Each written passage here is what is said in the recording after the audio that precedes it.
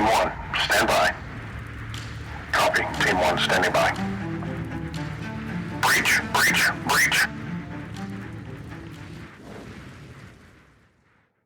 Is round 2 of trying to get this episode recorded. Tried to get it recorded last night. We were live for about 3 hours, and it was entirely too late for me to be trying to form logical thoughts. So went through the podcast episode, and there at the end it kind of went off the rails as I was getting tired and realized I didn't like it. So I deleted that recording. I think I got it deleted from every platform. So if you weren't on the live last night, you didn't get to see it. This is the one you get. So we're gonna try to get it done again. As the title suggests, we're talking about hyper hope, and most specifically, what we're talking about is over the promises made from now President Trump during his inauguration speech.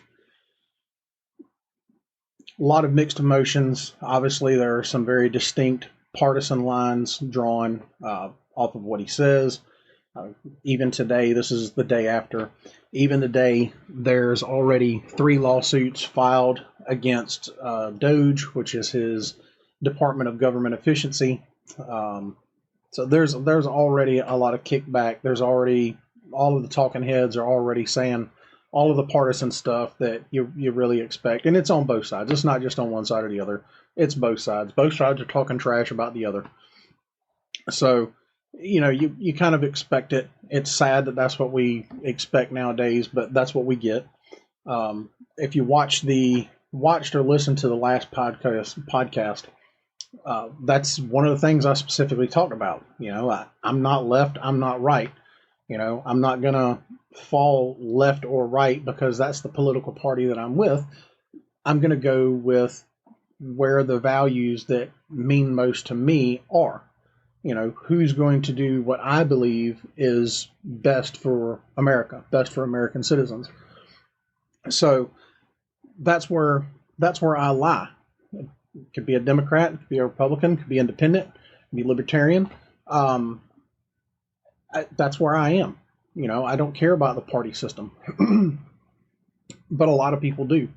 And it has caused, in my opinion, a lot of derangement in some of these people because they get so wrapped up in what the party is that they forget their common sense. They forget their ability to logically think about things. They start cherry picking stuff and intentionally altering things to make it seem like one thing or another. Most specifically, and this is something I saw when I was scrolling through TikTok today, is there's a ton of videos out there now where Elon Musk has his hand across his chest and then throws his arm out. And of course, everybody's, I've seen this movie before. It's, from Germany, and this is Germany. Oh, he just did that on national television and yada, yada, yada. And everybody's clipping that one part. They're clipping that one part where his hand's on his chest and he's throwing his hand out. And they stop there because that's the narrative that they want you to believe. They want you to see him doing what looks like the Nazi salute and not what he was actually doing. Because if they let the clip play, you hear him say, "My heart goes out to you." He was saying thank you to the crowd and did that motion and said, "My heart goes out to you." Now, as a logical, critical thinking human being, my impression would be that that's what he was doing. He was displaying that he was putting his heart out to people.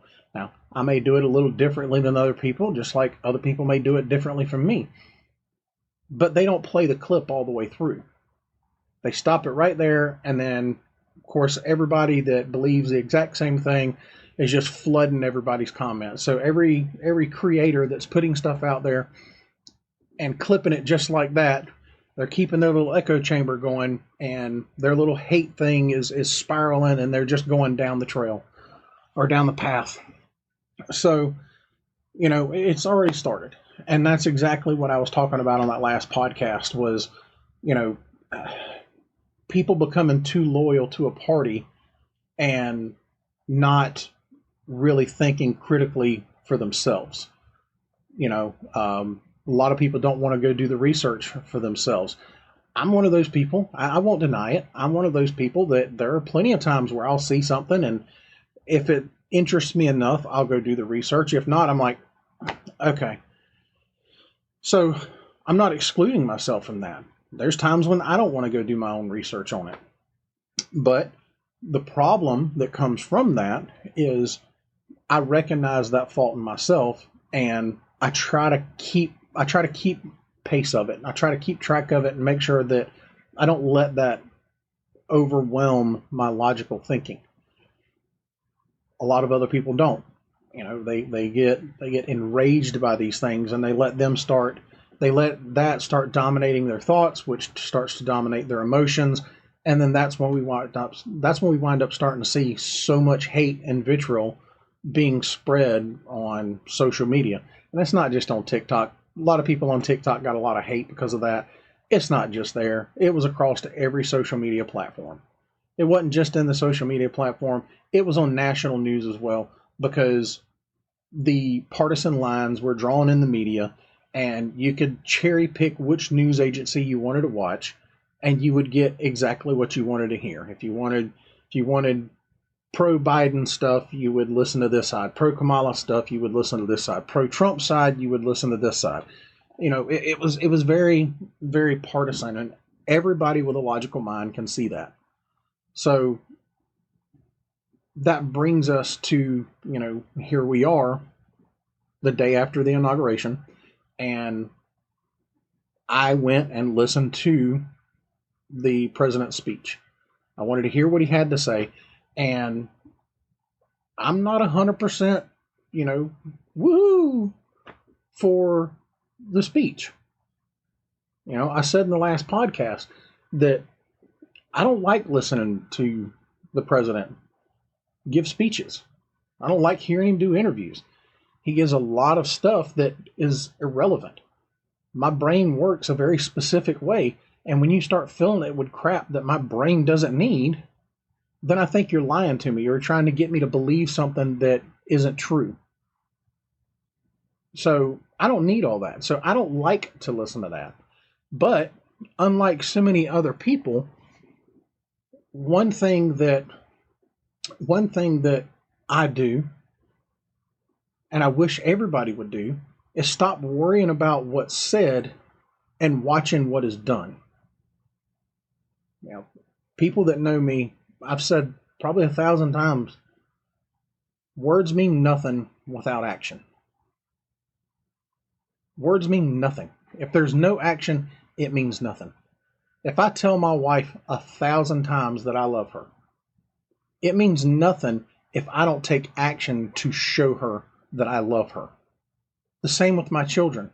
If I tell my children that I love them and I support them and I will always be there for them, their biggest cheerleader, whatever. If I tell them this and then I don't follow up on it, my words meant nothing. So when I hear these leaders, and I use that term loosely, when I see these leaders saying these things, when I hear these things that they're saying, I'll watch their actions. If you're saying that your actions are in the best interest of the American citizen, in the best interest of this country, then I'm going to want to see that. If I see that your actions are contradictory to what you're saying, then you're a liar. You're 100% a liar. You got up there and you spouted what little news clip or what little media blurb that you wanted people to hear so that you could help secure yourself for the next election because you want to be a career politician. How great would it be if instead of seeing these lifelong politicians, excuse me, how great would it be if instead of seeing these lifelong politicians, we saw people get up there, serve a term or two, and then bow out gracefully? How great would that be? How great would it be if we saw these leaders get into these positions and not become multimillionaires because they were in that position? You know, a idea that a friend of mine proposed was, what if our leaders what if our leaders got paid the median household income of their state that they represented, their district? What if they got the median household income for their state while they were in office? That's their pay. Now, for some, that'd be great. If you're in one of those big areas, one of the very rich states, it'd be great. If not, if you're one of the poorest states in the country, then yeah, your pay's probably gonna suck a little bit. But do you think these politicians would want to stay in office and make a career out of these things if that were the case? Do you think they would want to stay in office and make lifelong careers if they couldn't increase the median income for their state, their district, or whatever, and had to live off of that pay? They'd either be trying to get something done for their constituents legitimately, or they would leave. One or the other. Because if you can get stuff done for your constituents, then your pay is going to increase because your median household income is going to increase, which gives them more money. If they can't increase the median household income and the state continues to not flourish, the median household income doesn't improve, they're eventually going to get out. Because it's my understanding, and I could be wrong, but when they fly back and forth to DC, that comes out of their pocket. And I could be wrong, wholeheartedly admit it, but it's my understanding that a lot of these flights and these trips back and forth to DC comes out of their pockets. If they choose to stay in DC, then it comes out of their pocket. So I know some would argue, well, that's why they get so much money, is because it's so much more expensive. These people are going into office less than $1 million, maybe right at $1 million. Some are going in with, a couple $100,000 in student loan debts. And after a term or two, they're sitting high on hog with a couple $1 million in the bank. Not to mention all of the other stuff. Yeah. So maybe if we started doing something like that, we would actually start to see, in my opinion, some real results from the people that we elect to represent us, the ones that we call our leaders. Maybe if they truly knew how to lead, we would actually have some leaders. Maybe our states and our country as a whole would be exponentially better than it is. Maybe we could stop relying on other countries and their technological advances and start bringing all that and doing it here at home. I'm not saying anything about other countries. If they're outpacing us in technology, that's because they're doing the work. If they're outpacing us in education, it's because they're doing the work. If they're outpacing us in all these other areas, it's because they're doing the work. How great would it be if we could do the same? But we're not getting that. What we're getting is our politicians backbiting each other and wanting to fight each other, and the partisan line growing stronger and stronger, thus moving out into their constituents and further dividing those of us in this country. Don't believe that people are divided in this country? Go on social media. All you got to do is scroll through TikTok. We got it back right now. Flip through. I'm sure you got a few minutes to spend while you're using the restroom. A few minutes to spend while you're waiting for something to cook. Scroll through. Guarantee you, you will see people talking trash about other people that align themselves with a party opposite of theirs. Guaranteed it. And it's not just, all right, well, this is what the Republicans have said. Let's analyze that and see if it's something we can work with. You're not going to find that. Just like you're not going to find Republicans going, well, the Democrats have said this, so let's analyze it and see if there's something that we can work with. Let's see if we can come up with a bipartisan deal on this. You're not going to hear it. You're going to see finger shaking. You're going to see all the hateful comments. And it's because, for no other reason than they were on that party.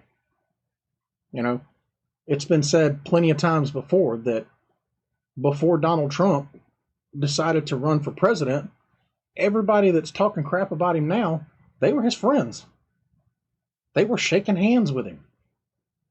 He was giving them money. I believe there was one interview where somebody even talked about him being president. And he acknowledged and said, I don't know about that. And they said, oh, well, I would support you. But then when he runs for president, all of a sudden, all of these people that, you know, hugged him, gave him a kiss, shook his hand, welcomed him on their shows, all of a sudden they got nothing but bad things to say about him. That's where we are. And I'm not trying to focus this all on Trump and the Trump administration. It's been going on much longer than Trump. It's been going on ever since the two-party system became the dominant system, and our leaders decided to focus more on party lines than they did the betterment of this country as a whole.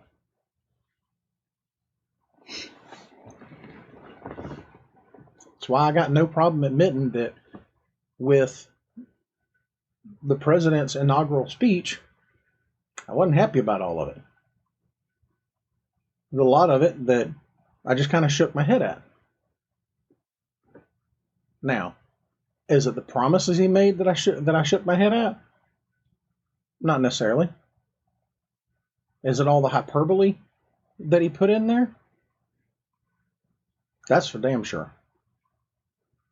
That's for sure. It's not that I didn't expect it. Quite honestly, he did a lot less of it than what I'm usually accustomed to. Like I said in that last episode, you know, he's notorious for saying that this is going to be the greatest thing since the great things were great. He's notorious for saying things like that. It's going to be so good. Everybody loves it. I have people calling me all the time telling me how they love it. Okay. He did that a lot less. So let's kind of get into it a little bit. Let's get into his inaugural speech. And I hate that I'm going to have to pause, but I did prep a document. I did prep a document before I started recording, so I kind of had some highlights to kind of go off of. So I will be pausing periodically if I'm not fast enough to talk and read at the same time.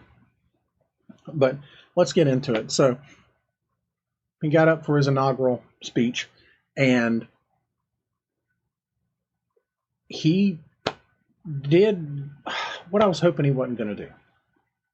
You know, I expected to take one or two shots at the previous administration. I expected, you know, him to include the Democrat Party. I expected that. That's classic him to take jabs whenever he can. And the mic was his. Nobody could stop him. So it made perfect sense that he was going to do it. But throughout the entire speech, he took the opportunity to constantly say things. And I get it. You know, those that I've seen online through social medias, or the social media platforms, and people that I've spoken to, his base, they were energized through all of it. I mean, they were, hell yeah, brother.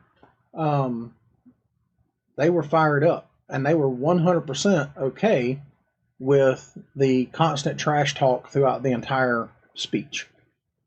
Me, on the other hand, I'm not. I'm not, and it's not because, for some whatever reason. It's because you ran on a platform that you want to make this country better. You ran on a platform that you wanted this country to come back to what it was. You ran on a platform that it was America first and all Americans were going to be involved in it. But then when you got up there and you had your time, and it was a 30 plus minute speech, he had the time to get up there and show that he wanted to be the unifying president, that he wanted to include all Americans. And I'm not saying that he outright excluded Americans, but a lot of the things that he said were very divisive if you're trying to gain cooperation from another political party and their constituents who hate you. From people that aren't willing on their own to step back away from that emotional edge and try to start using some critical thinking. Now, I'm not so ideological that I believe that you can convince everybody. But as we've seen in the past, there are people on the other side of the aisle that were willing to take a step back and look at what was going on and go, you know what? Maybe this isn't bad. Back during the campaign trail, whether it was this election or the 2019-2020 campaign cycle, you saw people from the Democrat Party going over to the Trump rallies because they wanted to see for themselves what it was all about. They wanted to see and hear for themselves. And even if they walked away from that rally feeling exactly the same as they did when they showed up, I applaud the effort. I applaud that effort because they at least pulled themselves away from the emotional edge enough so that they could go over and hear what the other side had to say, hear how the other side acted, hear how the other side treated people. They took the effort. So even if they felt exactly the same when they left, they made an attempt. But what I saw more often than not were individuals who decided to make their own post on social media say, it wasn't like I thought it was. I expected to go over and be treated poorly because I'm a Democrat. I expected to be treated poorly because of X, Y, and Z, and that's not what I got. I was welcomed in. I was told, hey, come up here and do this. Now, is that to say that everybody at that rally had that same experience? No. It's not a perfect world. But you saw a lot more of that than you did anything else. President Trump had that opportunity on that stage during his speech to take his shots and then show the American people how he was willing to be a president of all people. Not someone who was going to be divisive. And throughout his entire speech, that's what he wound up doing, was making comments, negative comments towards the other side that was, it was just a letdown. It really was, because it was a missed opportunity, and the people that were helping him prep for it either failed to emphasize how important it was to make sure everybody felt included, regardless if he agreed with their politics or not, or he just ignored it altogether. And I don't know which one it was, but it was very evident throughout the speech that he was going to make sure that they knew exactly how he felt about them. And I get it. With everything that President Trump had been through for the last 4 years, I get it. You go through stuff like that, you're going to want to come out and take some jabs at people. But you know what the biggest jab of all was? The biggest jab of all is everything he went through, and then he said he had such a resounding victory. The Electoral College, the popular vote, the swing states. It wasn't some marginal win. It was massive. That's the biggest jab he could have taken at him. And then everybody, I'm doing a Trump thing here. Then a lot of people pointed out the fact that after he won the election, Kamala Harris had to certify it. She just lost the election to him, and she had to certify his winning of the election. That's a jab in and of itself. How many other people have lost at a competition or some contest and then had to prop up the individual they lost to? I know none of the competitions I ever lost, I had to. I don't want to talk to them. You know, when I played baseball, yeah, we'd shake hands, good game, good game, good game. But afterwards, I didn't want to talk to them. I wasn't going to sit there and hand them trophies. But that's what Kamala Harris had to do. She had to sit there and certify that election to the man she lost it to.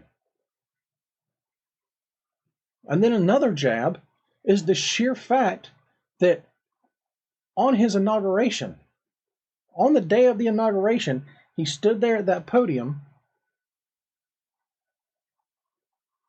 with former President Biden and former Vice President Kamala Harris sitting right behind him, to where he could just turn around and give a little smirk. Those are big jabs right there. You don't have to come out and talk about how bad, ugly, and evil you think somebody is when you won.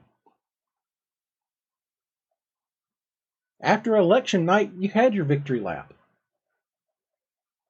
And you passed on an opportunity, in my opinion. And I'm no political scholar. I'm a Joe Blow nobody that works for a living on every paycheck. So he missed an opportunity there. Just my opinion. Now, in terms of what he said, as far as his promises go, one of the big highlights that he said that I did like was pretty much the same thing that he said back when his first term was around, that he wanted to make America, or he wanted to put America first. I'm sorry, and this isn't snubbing, downplaying any other country on the planet,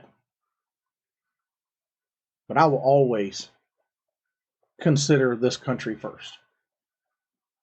Before I consider any other country, I want to make sure, in whatever part I can, that our home is good. You know, it said charity starts at home. Can anybody say we don't have an abundance of our own problems here at home? I don't think you can. We've got all kinds of problems here at the house, on the home front. Homelessness, mental health, obesity, the welfare state. Just about anything you can think of, we have a problem here at home. So if I've got somebody who's going to be my leader that says, I'm going to take care of you first, then we'll help everybody else out. I like it. I like it. That's my style of leadership. Ask anybody that's ever been subordinate to me. That's one of the things I say. I got you. Do everything I can to make sure you get home. Do everything I can to make sure that you're taken care of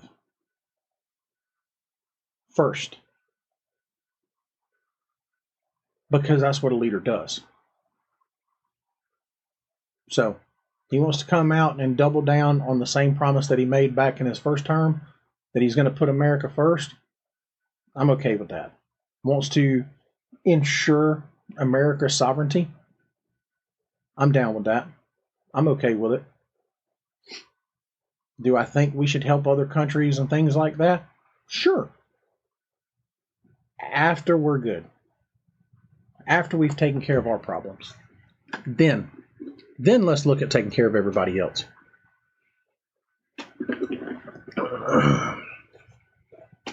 He talks about in his speech that right now our government faces a problem of trust, and that he wants to reinstate the trust in the government by the American people.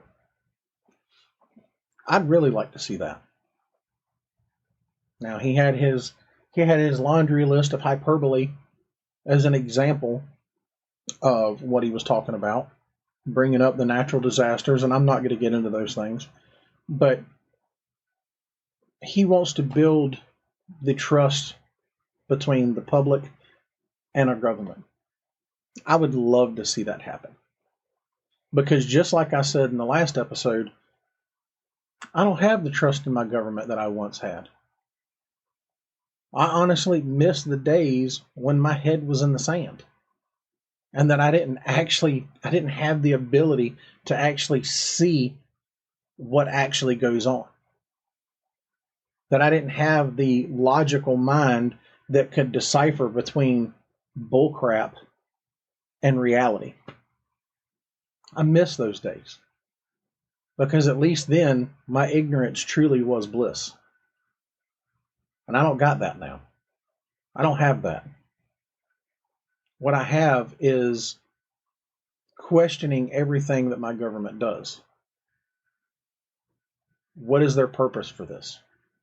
When they start up some new agenda that they're going after, I'm looking elsewhere to see what they're trying to distract us from. That's where I am. So if he could work as our president to restore the trust that I once had in our government, I'd be okay with that. Because like I said, I care about this country more than any other. Don't like things that are going on in other countries, but this is our problem right now. We have to take care of our responsibilities first. And if he can get our government to get back to that, I'd be very thankful. I don't know that that'll happen. I don't think it'll happen. I'd love to see it, but I don't think that's going to happen in my time. He went on to talk about the education system, that he wanted to get back to teachers who were trying to educate our children, and to use a term that he used today, indoctrinate them. Get back to teaching them actual education and not trying to force social agendas on them. I'm sorry, and I may be alone in this, and if I am, that's okay, but I do not believe that some of our youngest minds need to be torn with the social agendas that have been pushed over the last several years. I don't. I care if our children know how to add, write, spell, if they know history. Man, I would love for them to know history. I'd love for them to know history, because without knowing history, you're doomed to repeat it. But instead, we're seeing examples of them trying to force other social agendas. And I'm not okay with that. I don't care for the youth of our nation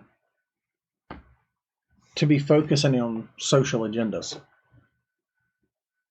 They shouldn't be worried about that. They should be worried about learning an education, a true education, and being kids. Just being kids. What's wrong with that? What's wrong with these children just being children? And I'm not just talking about the ones in elementary school. I'm talking about the ones in their middle school and high school. What's wrong with them just enjoying the time they have as a child? I can scroll through social media any day of the week and find at least one post where somebody says that they're done with their trial subscription for adulthood and they'd like to return it. Because times were simpler back then. They were easier. The amount of responsibility on us as children was a lot less in general. We don't get that as adults. There's always bills to pay. There's always some responsibility to take. Our children shouldn't have to deal with some of the crap that they've been put in before them. There are certain things that they don't need to learn about right now. There's certain topics that they're trying to teach these children that should wait until they have the ability to make decisions on their own. True decisions. When their prefrontal cortex is already formed and they can make logical decisions.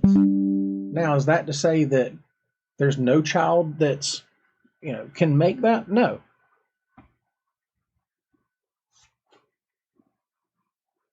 But in general, our children aren't built to understand some of the complex things that our own doctors and scientists can't agree on. So why are we pushing that on our youth? I'm okay with getting back to our scholastic system being about educating our children on real education and not social experiments. And I don't mean that disrespectful to anybody that believes in that and is a part of it or anything like that. I mean no disrespect by that. But they're complex enough for adults. And to think that a child is going to be able to sort through those complexities better than adults is absurd. So I'm okay with us going back and focusing on a real education with our kids. Them learning how to read, write, do math, learn science, history, social studies, learn about the world. This world's a big place. There's a lot of culture in it. It's important that they learn those things.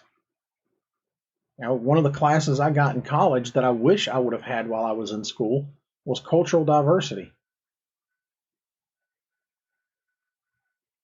I use cultural diversity every day in my life. Every day in my job, I use cultural diversity. And it wasn't taught to me until I was in college. I wish I would have got something like that in school when I was in high school. At least in high school. So yeah, we need to get back to a focus on a real education for our kids. The president goes on to talk about the border, the crisis down at the border. And I don't know what the actual statistics are because every politician from each side of the aisle has their own number. But if you believe even some of what's getting said by not just politicians, but citizens living in those areas, citizens that are impacted by this immigration influx, if you believe anything of what they say, we do have a crisis. We have a crisis at our border. They're talking about how many tens of thousands of millions of illegal immigrants coming across our border and being bused or flown further into the interior of this country. Now, I don't know about the vetting. I don't know if some of these individuals are gang members or, releases from mental health hospitals or terrorists. I don't know any of that stuff. That's the talking points that they use, but I don't know it for a fact. But I do know that our country is already pretty tight with things as far as what they claim they can provide to American citizens. So giving out free stuff that people that came here illegally, not really okay with. Because again, I'm always going to care about this country first. Not saying that I think other people in other countries deserve unfair treatment or anything like that, but I care about this one first. So yeah, if we have a border crisis, then we need to manage it. And the way he says he's going to manage it is he's declaring a state of emergency, and he intends to send troops to the southern border to help enforce our border laws, our immigration laws, to assist Customs and Border Patrol in keeping our border safe. If this is all factual, I'm okay with that. I don't need all the hyperbole that goes along with it. State the facts about what there is and how you're going to fix it. He says that we've got a national emergency at our southern border, and he's got an idea and a plan on how he's going to fix it. Now, whether or not he can actually institute it, I don't know. But he stated it. I've seen evidence of it, or at least some part of information that says, hey, there may be some truth to this. So with that being the case, I'm okay with it. I'm okay with us trying to secure our borders up. I was just talking with a friend last night, and he was talking about Poland. He said Poland has very strict immigration laws. Well, if other countries can have very strict immigration laws, then why can't we? If other countries can say you're not coming to our country unless you do X, Y, and Z, then why can't we? I think it's only right. I think it's only fair that we take the time to properly vet the individuals coming into our country and make sure that they don't do ill will when they get here. So if everything is factual, and I say if because I don't know, because I can't get straight factual numbers, but if everything is as is being stated, then yeah, let's get the border secured. Let's send some troops down there. I've always been a huge supporter of sending our military to our own borders and making sure that people that wish ill will on our country can't. I'm okay with that. It's why these people were hired into those positions, was to protect the interest of this country. I'm sorry, our military are in places right now that don't serve American interests. I don't think they should be there. But if you're telling me we're going to put them here, whether it's the National Guard or whatever the case, I'm okay with that. Let's take care of us first. And at least off of his speech, that's what he's saying. But we'll know when he starts showing some action. When we start seeing results of his words, then we'll know. We'll know then.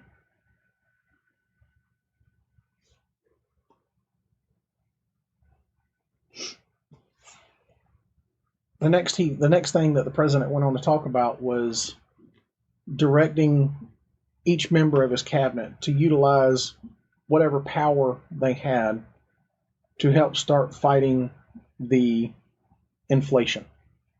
Turn inflation around, bring the cost of things down. Again, something else I can get behind.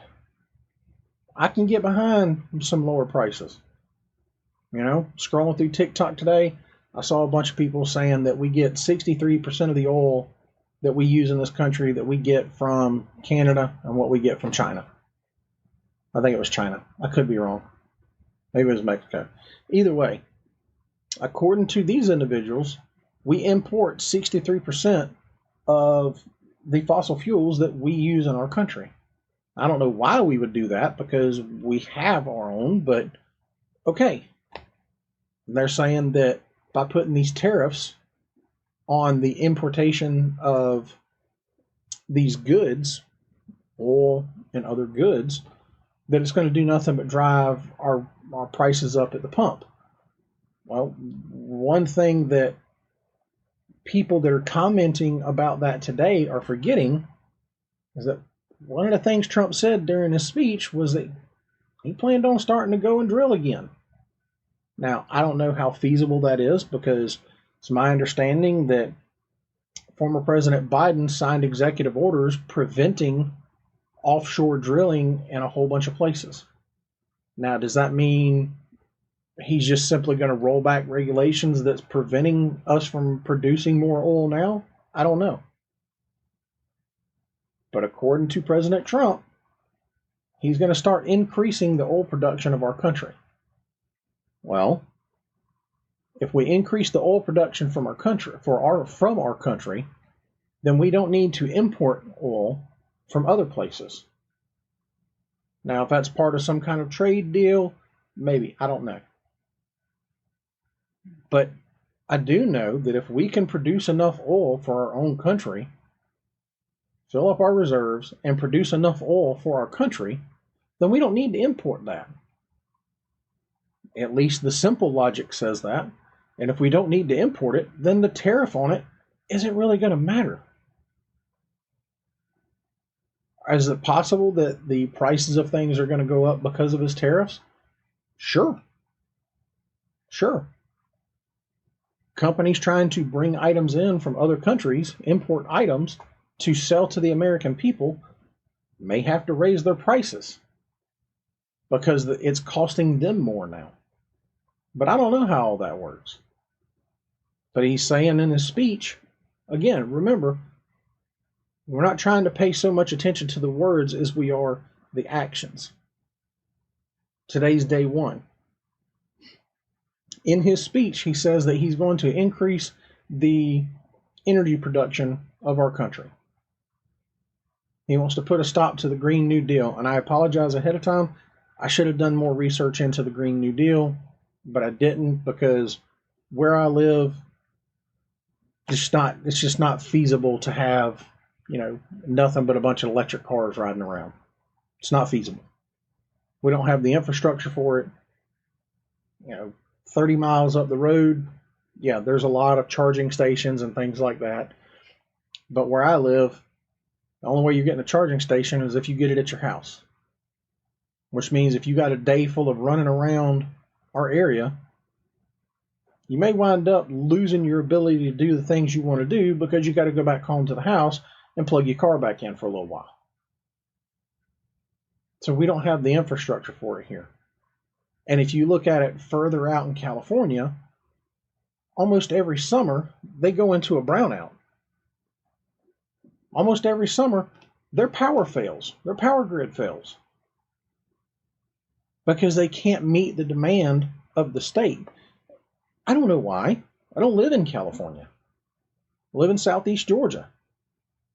To my knowledge, the only time our power goes out is when our power lines go down because of trees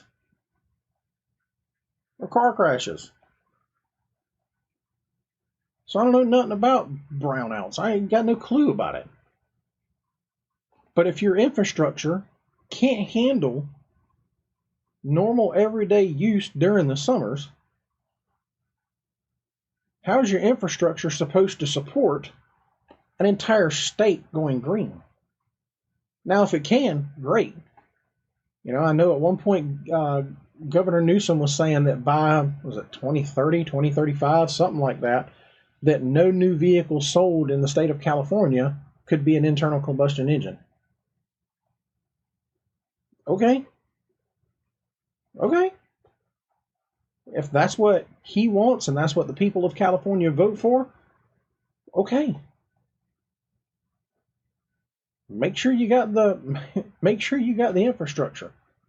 There were anecdotal stories coming out of California where allegedly California residents were being told, hey, if you don't have to charge your car tonight, how about don't do that? That's a problem. If you're going for an all green initiative, that's a problem because people got to work, and you've put them in a position where they have to own an electric car, and then you're telling them not to charge their car. So something ain't right. Are they not supposed to go to work? Are they supposed to look to their state government and go, hey, where's my handout? Because I couldn't go to work because of these regulations, so I need my handout so I can continue to live. I don't know. But I know if you ain't got the infrastructure to support what you're trying to do, you probably shouldn't do it until you do. And there's been that big push for everything to go green. I'm okay with it. I'll be 100% honest. When I went and saw my son not too long ago, my rental car was a Tesla. Now, I'm not planning on owning one, but it was a fun little car to drive. I enjoyed it. But I will say, after driving around for a couple hours, if that, it was a pain in the butt to have to go find a charging station to plug the car in and then sit there and wait for the car to charge. Now, those of you that, have Teslas or whatever, you go, oh, it's simple. You find a coffee shop, go to a whatever, blah, blah, blah. Well, that's great, but I don't like going in places if I'm not going to buy something. And I don't always want to buy something because I can't afford to always buy something. So I don't want to go sit in a coffee shop while my car charges. I don't want to go walk around a shopping mall or a shopping center while my car charges. Now, if it was my intent to go to the shopping mall or the shopping center or whatever, and I want to charge my car, that's a different story. But I don't want to have to pull off on the side of the road and find a charging station just so I can continue running my errands for the day. But for the time that we were there, it was a fun little car. It was quick. It was neat. I like technology, so it was neat. And while I waited on the car to charge, I sat there and played Fallout on the big infotainment center and took a nap. I was bored out of my mind unless I was sitting there playing the games that come installed on the car. But then I got worried of how much of me playing the game on the car was influencing the speed at which the car was charging. I wouldn't own one, but it was fun. If we had the infrastructure to support something like that, maybe that's more feasible. But until then, we probably want to keep what we got going and make it more cost efficient for everybody until we can support doing something else. Just a simple dumb country boy's logic on it.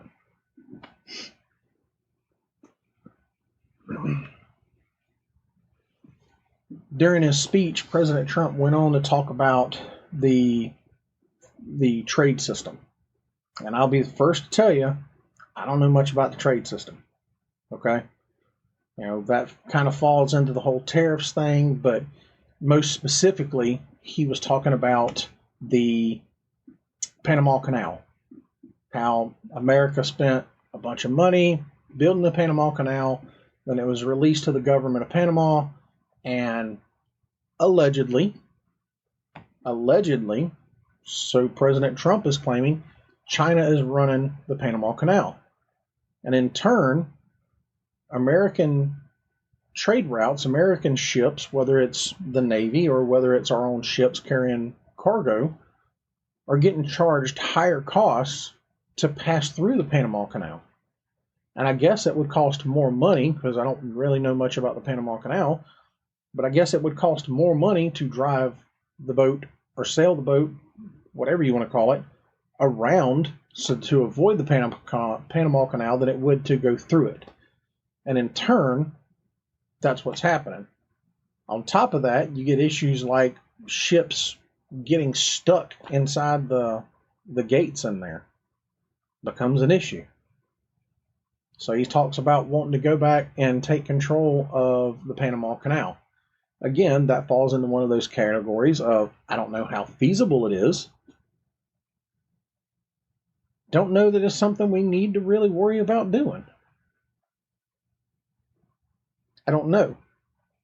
Is it a good thing? Is it a bad thing? If America goes in and tries to take control of the Panama Canal, which we turned over after it was built to the government of Panama, what's that do for relations between Panama and the United States? What does that do for relations between America and the rest of the world? What does that do? You know, have we considered these things? Is it just hyperbole right now, or is this something that he can actually get done? I don't know. That falls into the category of things that maybe we should have waited to talk about. Instead of giving the hyperbole, come out and tell us about things that you know you can get done. Things that all of the different avenues of attack have been considered and is still manageable and in the best interest of this country. I think that one kind of falls into that category.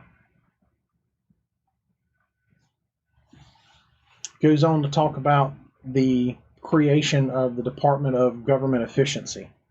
Like I said at the very beginning here,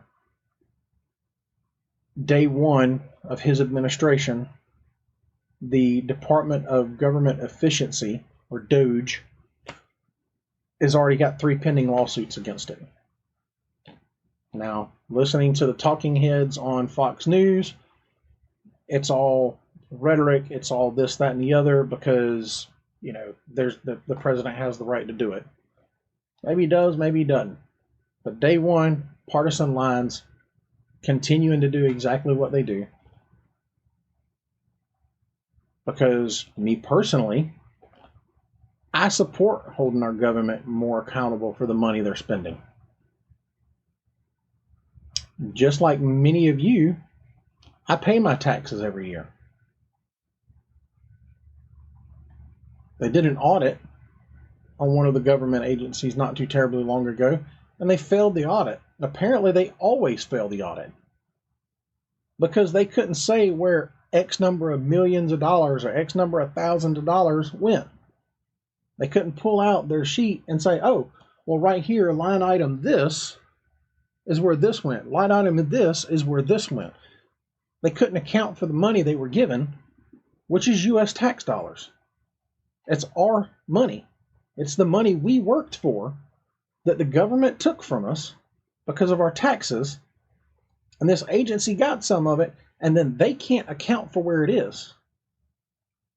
On top of that, we've got how many thousands, hundreds of thousands of federal employees?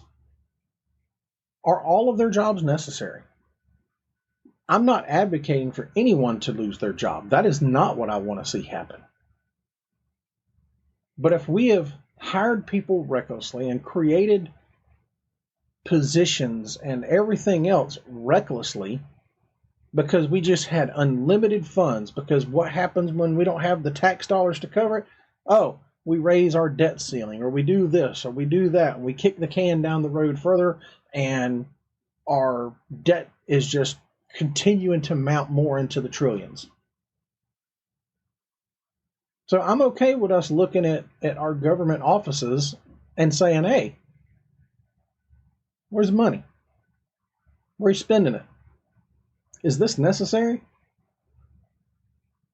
Do our secretaries need secretaries? Do we need to purchase this? Do we need to do that? Do we need to have this? I'm okay with that. Because when I'm doing my finances, I do it to myself. Every morning, my wife will tell you, every morning I wake up, I account for every cent that we spend. I know where every cent that we spend goes, and I keep track of it. I'm not great at budgeting, but I try to keep us in a ballpark area, which is better than some people. But I hold myself responsible for knowing where my finances are going. Why should I expect less of our government that I'm sending money to? That they're requiring me by law to they're requiring me by law to give them. Why should I hold them any less accountable? Why shouldn't I hold them to the same standard that I hold myself? That I've told my children they need to hold themselves? Why would I hold a different standard? As far as a Department of Government efficiency, yeah, I'm 100% on board with that. Because that's not a partisan issue to me. Because every working American who pays taxes, that's their hard-earned money that's going to these government agencies. And if they can't hold themselves accountable to the American citizens on what they've done with that money, then you've wasted it. Mine, my wife's, my children's, and every other hard-working American in this country that pays their taxes have been cheated. If you can't tell me where our hard-earned money's going, then maybe you don't need to have it. If you're that irresponsible with our money, then maybe you don't need to have it, or maybe you don't need that job. I don't know about y'all, but if I don't do my job, there's consequences. If I don't do my job correctly, there's consequences. And yet we have government agencies that can't account for the money, the taxpayer money that they get. That should infuriate every single one of tax-paying U.S. citizens. That is not a partisan issue. It should not be a partisan issue. There shouldn't be a Democrat, Republican, Libertarian, or whatever other party that is there out there. There shouldn't be a single person that disagrees with holding the government accountable for the dollars that they take from us. If I give you 10 cents, then I care what you do with that 10 cents, because that was my 10 cents. It was 10 cents that I earned. They're taking more than 10 cents. If you don't qualify for enough tax incentives, they're taking thousands. Thousands a year from the American citizens are going to our government. They should be held accountable for it. So a government efficiency program should not be a partisan issue. It shouldn't be something that we're constantly arguing about. It shouldn't be something that on day one of the administration, there's already 3 pending lawsuits for. But again, hey, I'm just some dumb Southerner. What do I know?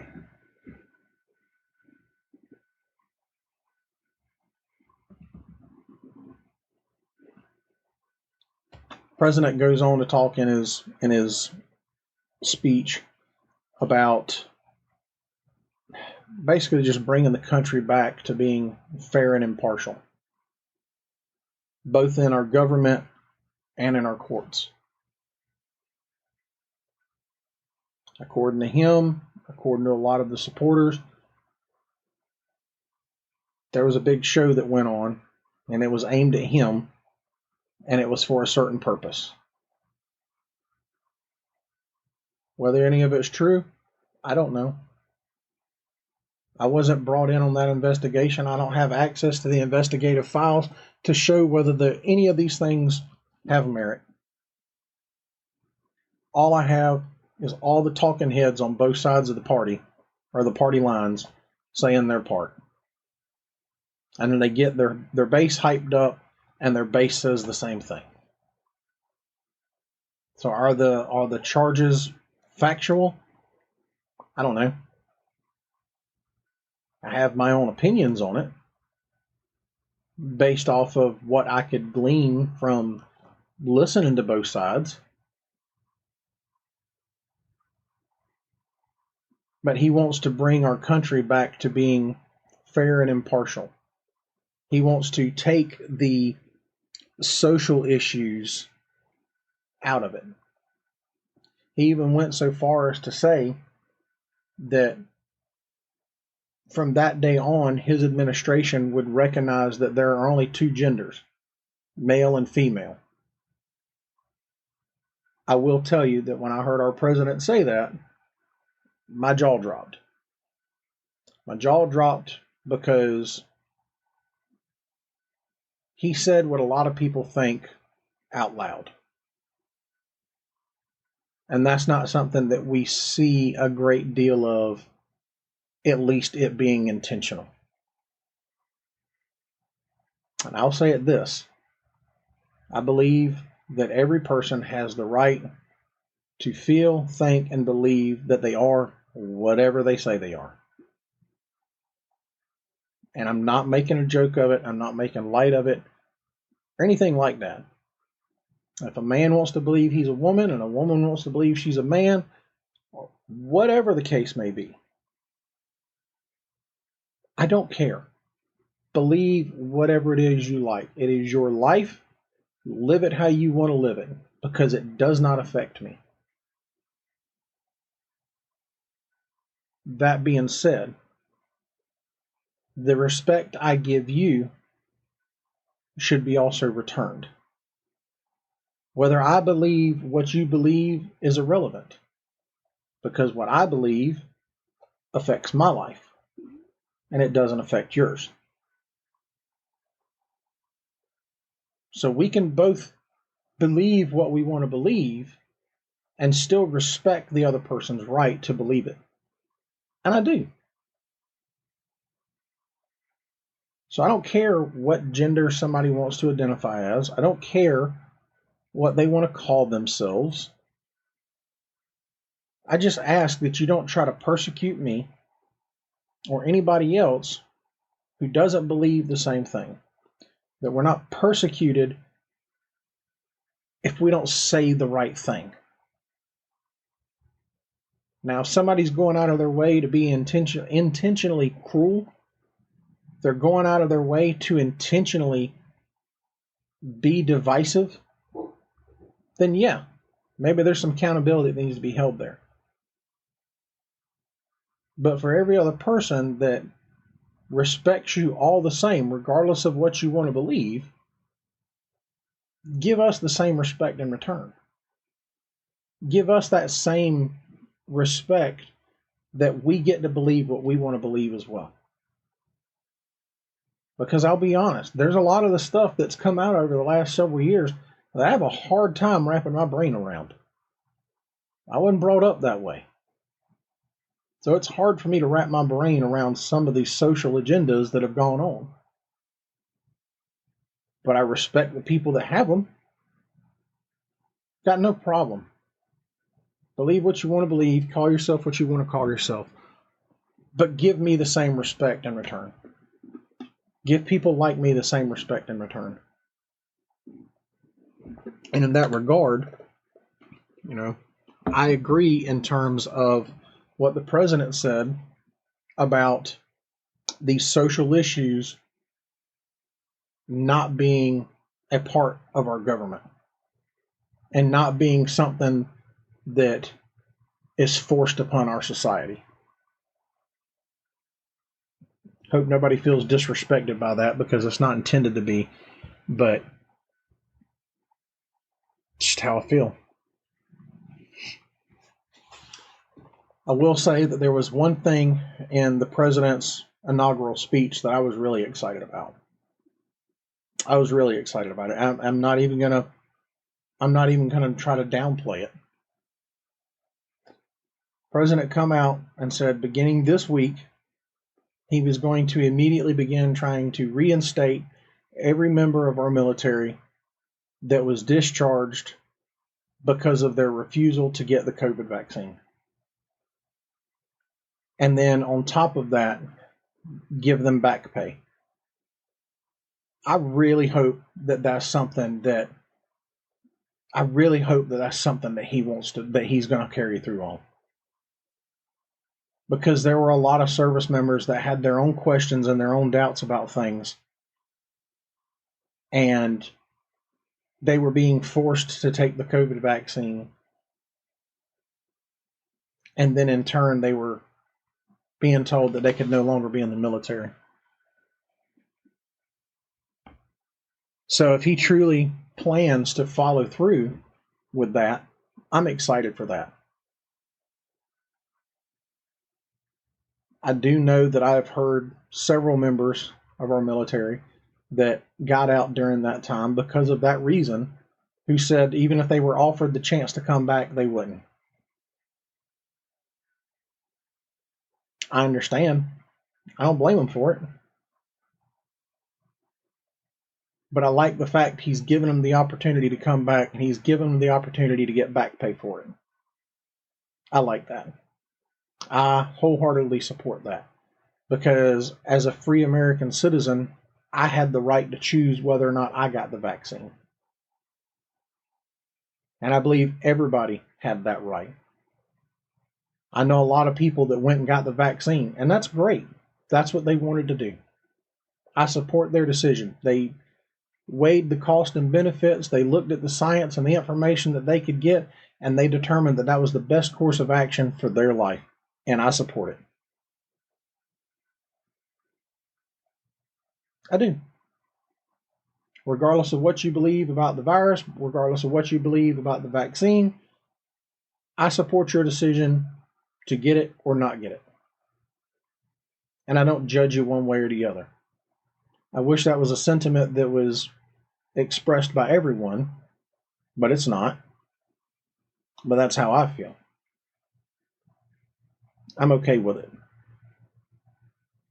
So I hope he follows through with that. I hope he gives our service members who were discharged during those times the opportunity to come back and serve their country like they wanted to. And I hope he gives them back pay for it. And you can say all you want, well, they don't deserve back pay because they're in the military, and if they're ordered to do something, they're supposed to do it. And they take all kinds of shots all the time, and they're forced to do that. They don't get a say so. And you're right. You're 100% correct. I won't argue that fact with you. I won't argue it one bit. I 100% agree. They're in the military. They were given an order. They take shots all the time. There was a lot of controversy. Oh, what vaccine was it? Or what shot was it? I can't remember it off the top of my head, but there was one shot that it was a big one that no service member wanted to get. And it was going around about the time that I was in. And nobody wanted to get it.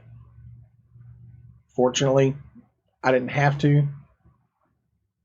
But there were others that didn't have a choice. And they were worried. Their worries and concerns when it came to the COVID vaccine, equally justified. We were facing something that nobody I know had faced. We were being told research that none of us knew anything about, at least not the average layperson. And we're being told by a government that we already have trust issues with, that this is what's best for us.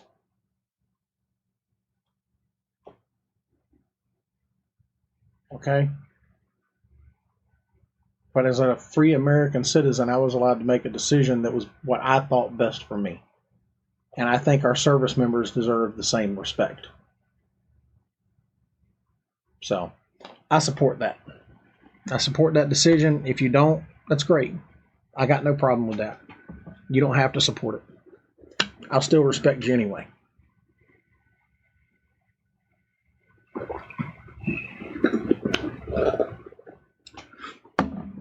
One thing he talked about during his inaugural speech, and I don't know if this doesn't fall into his promises or anything like that, but it goes back to talking about the strength of our country and things of that nature. But he brought up the hostages being released from the Middle East because of the Israeli and you know what I'm talking about. But those hostages being released. Now, I'll be honest with you. I very much questioned him having any involvement or any influence whatsoever on that deal going through. I highly, highly doubted it. I highly doubted it. So I did my own research. And from various sources across party lines and sources that are not even U.S. sources, yeah, at least in some part, President Trump had an influence on that. I think that's cool. Now, whether or not it was a response to his open-ended threat or whether it was a matter of respect, I don't know. But from every bit of resources I could find when I did my research on it, he had some influence on it. So I think that's cool. And I think that if nothing else, the fact that he could have some kind of influence on it, him having some kind of an influence on something like that, that says a lot about what we can expect from. That says a lot about what we can expect for the administration and where that's coming from. Excuse me. So there was a lot. That was a very excuse me. That was a very Cliff Notes version of the speech. Like I said, the president's inaugural speech was over 30 minutes long. When I found a source that actually had the transcript, I copy and pasted it into Microsoft Word so I could go through it myself and everything like that. It was over 2,900 words. It was over 30 minutes that he spoke, and he said a lot in there. Now, we've been going for a little over an hour and a half now, and actually a little less than an hour and a half. And the topics that I covered took longer than it did for him to give the speech. And that's because I'm giving my opinion on it. In general, if I was to just talk about those topics alone, I could have been probably done in about 10 minutes, if that. But like I said, in just reading through the speech and looking at everything that the president had to say, there was a lot of hyperbole, a lot of rhetoric that I didn't care for. There were jabs at the former administration that I wish he would have left out. Like I said, I'd be more than happy and willing to accept a couple of jabs, But to me, winning the election in the way he did, having former Vice President Harris certify the election, and then standing at that podium on Inauguration Day with the former administration standing behind him, you don't get any harder hits than that. Especially if you believe that there was some deep state's conspiracy that was designed to keep you away. You don't get any bigger hits than that. Because no matter what was tried, you won. And you won in a big way. And when January 20th rolled around, it was you standing at that podium. And you had the opportunity to tell our country exactly what they can expect and how you were going to unify everyone. I support a lot of things that the president said in the speech as far as things he wants to get done. I don't support the hyperbole, the rhetoric. I don't support the taking the jabs at the outgoing administration, because to me, that's not how you bring people together. It's not. And I wished he would have handled that part a little better. Now, know if there are people that are very staunch in his base, that'll have criticisms about this, and that's fine. I'm okay with it. I understand. I understand where you're coming from. But like I said, I don't care about one party or the other. I care about this country. I care about the people in this country. Whether they agree with me or not, I care about them. Because every day that I go to work, me and a lot of people like me put ourselves at risk for people that don't agree with us. And we do it anyway. So just like that, I don't care if people agree with me now. Because regardless if they agree with me, regardless if they like me, regardless if they like what I have to say, I respect them for their own opinions. I respect them for their own thoughts. And I'm going to let them have that. Because they don't have to like me. But at the end of the day, regardless of how they feel, I want all the best for them. I want them to succeed in this world and succeed in this country just as much as I want anyone else. I tell the people I work with that I want them to succeed in whatever it is they choose to do in our profession, and that I will help them in any way I can to get to that point. And I stand by it. I've stood by it the entire time that I've been in a position of leadership. And I'll continue to do it. I look at our American citizens and I think the exact same thing, regardless if they agree with my opinion or not. So, anyway, that's my little thoughts on the inaugural speech. Like I said, is it hype or is it hope? Is the president going to capitalize on his words and show us that they weren't just words, they were actual actions he was going to carry out? We'll see. He's got one day less than 4 years. So it'll be interesting. I hope that our leaders can stop fighting amongst themselves and start working together to heal our country and bring our parties back together and start working toward a unified country. Because that's what we really need. That's how we're really going to prosper. That's how we're really going to reach that golden age that President Trump says that we're entering. Because we're not getting there the way we are now.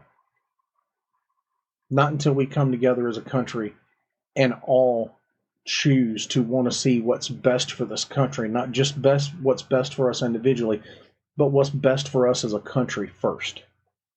That's how we get to that golden age. That's how we make that come true. So, appreciate y'all hanging out. Appreciate y'all giving me the time to voice my opinion. I welcome the feedback. I welcome the comments. I will be going through this and blasting it all over my media accounts. So I welcome the conversation. Like I said in the last episode, I'm open to conversation. I'm not going to argue, because if both of us are yelling, neither one of us is listening. I'm not going to argue, but I'm open to a conversation. I would love to have a conversation. And if it's something that you feel so inclined that you want to come on the podcast and you want to have a conversation about together, I'm okay with. The only thing I ask that you keep in mind is you're probably more educated about what you're talking about than I am. But I'll still have a conversation about it regardless. And we can fact check each other at the same time. Because it's only through conversation and cooperation that we're going to get anywhere. There's no place better for us to show our government that than for us to do it ourselves. So, again, thank you. Thank you for your time. I appreciate it. And we'll catch you on the next one. Bye.